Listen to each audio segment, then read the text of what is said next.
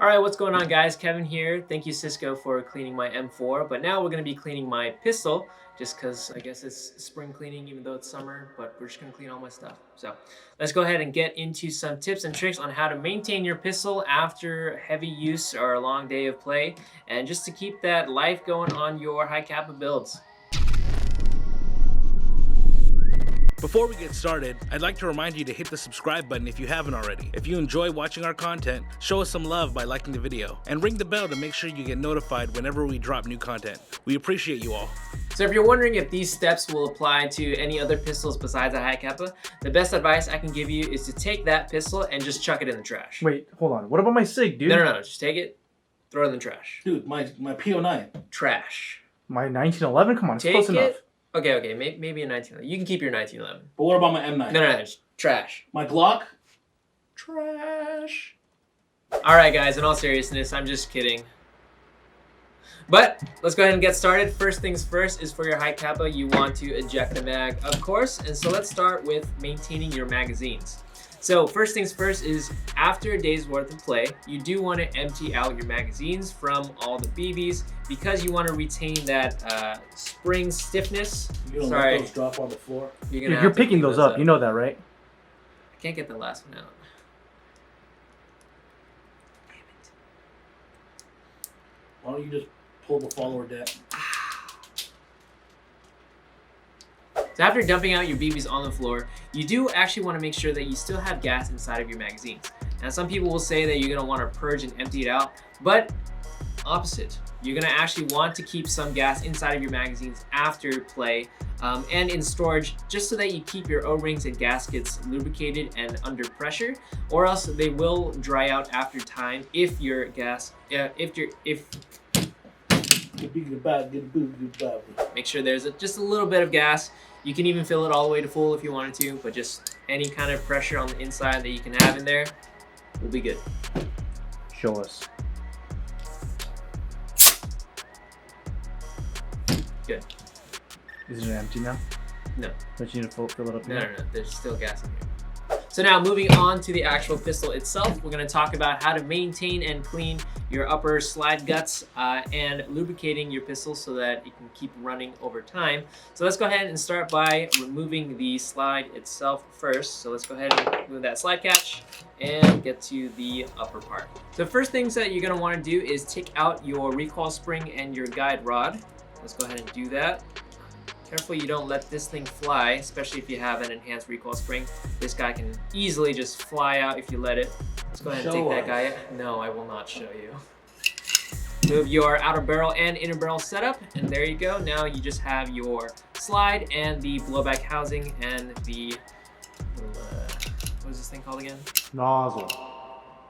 So as you can see, I haven't cleaned this guy in a very long time. There's some griming and grit in there. So let's go ahead and start with the recoil spring and the guide rod itself. Now this part is not necessary, but since we're already here, I might as well do it.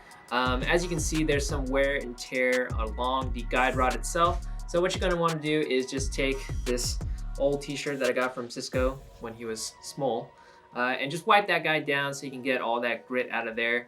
And as you can see, it's pretty dirty, and you know, cleaning all the little parts will add up to the final product. So there you go, just give it a clean little wipe down, and then you can do that to the actual guide rod itself as well. Not necessary, but we're already here, so might as well. There you go. Next up, we have the outer barrel and the hop-up unit and inner barrel. So let's go ahead and remove that hop-up unit from the outer barrel. Whoop, there it goes. And let's focus on the outer barrel first. So again, you just want to give this guy a quick wipe down. There is going to be quite a bit of grime, especially along this inner part right here. Just want to give it a quick wipe down, and along the outside as well. Well, you don't really need to clean the inside of your outer barrel because that's not going to affect your performance, but cleaning the inner barrel and your hop-up unit is very important. All right, now to get to the inside of your inner barrel, you're going to want to unscrew these screws here that hold your hop-up unit together, and that'll allow you to get inside and clean your bucking as well. But let's go ahead and unscrew that and take a look on the inside. There we go. Bam. And next one. Bam. All right, cool. Let's take that guy apart. And holy moly, that is disgusting. Do you see how oily that is? Ugh. Ugh. Let's go ahead and get that guy wiped down as well. Just oh, there was a BB in there. Make sure there's no BBs inside your gun. Bruh. We're trying to make this professional. What's going on? Listen, it's been a while. All right, here we go. We have our jamming rod with our cloth. Let's go ahead and run it through.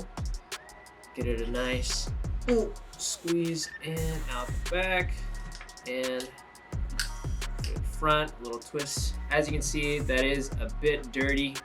You can see that right there. Did you get an oil change in that? Jeez. I know, pretty nasty. Now moving on to the actual hop-up unit, we can go ahead and clean this guy as well. Just wipe down the inside of it. Make sure you get all that nastiness removed. There you go. There it is. Blah, blah, blah. Check out that your hop-up wheel is still good to go. Nothing's missing. And we're good. And then we can go ahead and put this guy together, and we're done with the inside of our hop-up unit and inner barrel. So now that we put this hop-up unit and inner barrel combo together, let's go ahead and move on to the slide. And as you can see on the inside, it is pretty nasty, especially along these panels right here, the side panels. Whew. And even along where the guide rod plug would be, pretty nasty. Let's go ahead and give it a wipe down. Just wipe it. Make sure you get the cloth that you're using, just really take a nice wad and run it along the frame inserts right here. I don't know what they call it, but The slide rails. the slide rails. And rail run it track. along there, both sides, get that soot out of there. Especially in these sharp corners, just take a big chunk and just shove it in there. All right, you're gonna wanna go ahead and remove your blowback housing by unscrewing that screw in the back. There you go. And there you go, you can lift that guy out. Make sure your nozzle spring doesn't get lost. There she is, I almost lost her. Now's a good time to actually wipe down your blowback housing. There you go, and as you can see, my nozzle is a little bit dirty around the edges here, so you're just gonna wanna wipe that grime off. It is. It would help if you actually remove it from the blowback housing. There you go. For those wondering, this is the Cow Pink Mood nozzle. It's supposed to increase FPS and stuff.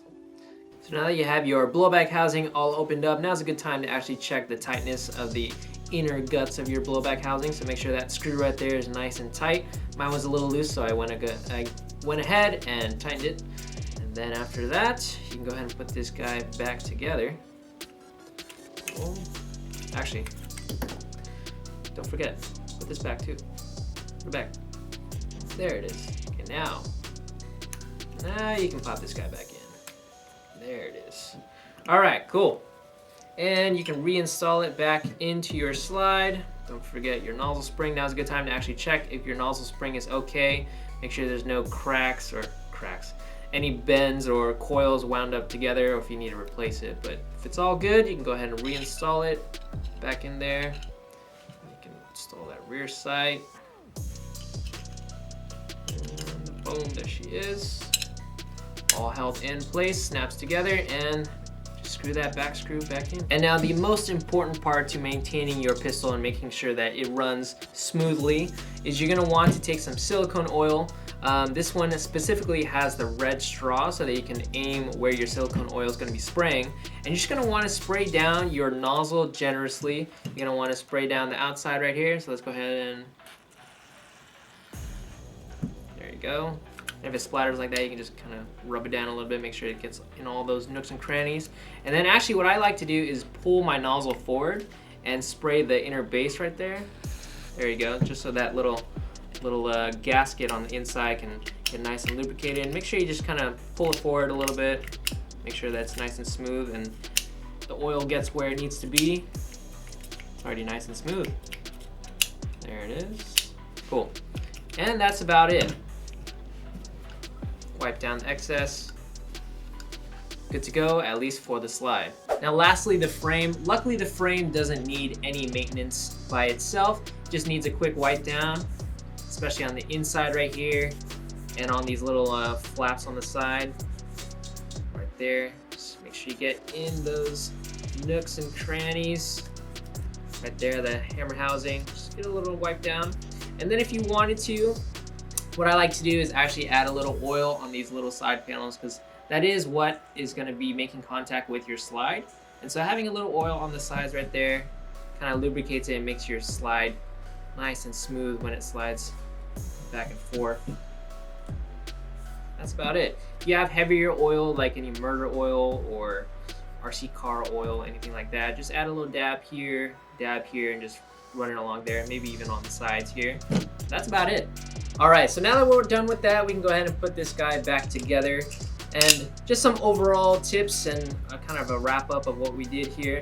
You just want to make sure that your parts are clean, as well as your nozzle lubricated, and your mag has some gas in there, just so you can keep that O-ring and gasket lubricated as well. But you know, this is a little bit of a tedious process, but all in all, it lends to getting, you know, more runtime out of your pistols and making sure that your pistol doesn't break in the middle of a firefight. There have been many times where I've neglected cleaning my pistol and my nozzle spring will get all bunched up, or there'll be, you know, gunk inside of my inner barrel that's getting the BBs jammed. Oh, also one last tip, if you're feeling extra fancy, if you wanted to clean the inside of your magazine, you can remove the feed lips and just kind of clean the inside. If you're playing outdoors, might have some dust on the inside that'll make your BBs jam. So just taking out that spring and giving it a nice little clean will help you. But other than that, like I said, all leads to a little bit more reliability and a good time on the field. All right. Final tip from me. After you've done all your cleaning, lubricating, and everything, just go ahead and take that mag that you cleaned out. Make sure it's empty. Make sure nothing is inside your inner barrel, which there shouldn't be because you cleaned it. But just take a few dry fire shots just so that you can circulate that silicone oil that you place and just get it to all the places that it needs to be. There you go. Now, as you can tell, my pistol was pretty dirty, but now that we got it all clean, she is looking beautiful, even like before, even though she looks the same as before. But as your mother would say, it's what's on the inside that counts. Alright, you guys, thank you for watching. Hope you guys found this video very useful. Now that fields are opening, now's a great time to make sure that you maintain your rifles or your pistols or whatever guns you're running. That way you can enjoy your time on the field rather than running into malfunctions. Make sure that your guns are running as long as they possibly can. Exactly. Again, this is for you guys. This will help prevent the gun from breaking down and, you know, help prevent you from spending money on unnecessary maintenance and repairs. So if you like the video, go ahead and give us a thumbs up. Subscribe for more content. We upload every Wednesdays and Fridays, so stay tuned for that. And we'll see you guys next time. Maybe we'll see Kevin in the gulag.